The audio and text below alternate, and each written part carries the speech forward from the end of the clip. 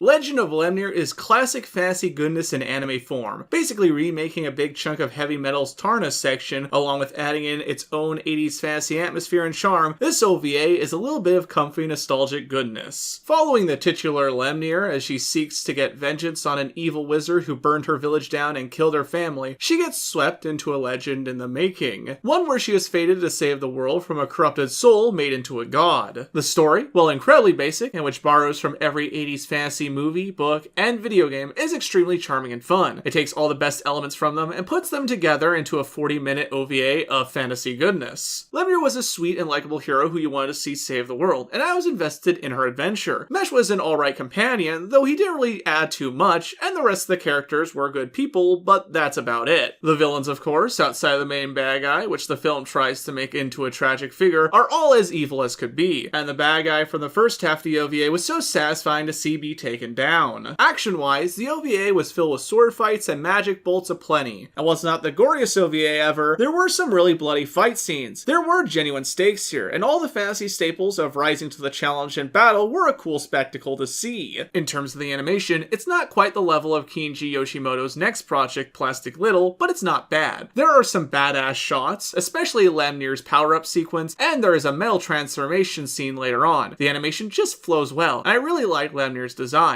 The OVA was a fantasy treat visually, and while the animation for most things, save for the breasts, naturally knowing Yoshimoto's resume, was a bit stiff in the way an 80s cartoon would be, but again, not bad, just not as fluid as his other projects. In the audio department, the Japanese voice acting was good. The sound effects were your stock fantasy lasers, sword clashes and such, and the OST was a synth ballad-filled soundtrack. Not every song fully fit the scene it was in, but it was definitely fitting of the time the OVA came out. I just wish the music was a bit more epic or metal. And with all that said, Legend of Lemnear is a really fun time that filled me with a feeling of warm nostalgia. Despite the TNA and occasional hyperviolence, it's filled with a sense of fun and innocence, and it reminded me of back when I was in high school watching random anime on my tube TV. It's not the peak of the genre or one of the best out there, but it is a darn fun time, and I definitely recommend you give it a watch. As always, thank you all so much for watching. If you enjoyed the video, please consider sharing with your friends and subscribing to the channel to see more. I want to give a huge thank you to not only the show's patrons, but also Orion Knight for doing up the art and rig of Punish Neat, Alexander for doing the show's intro theme, and my friend Alex for making the thumbnail design. Their social media and my Patreon will be linked in the description down below. If you have any comments, questions, or recommendations, leave them down below as I read and reply to everything. Until next time, this is Thierry Williamson signing off until the next video. See you guys!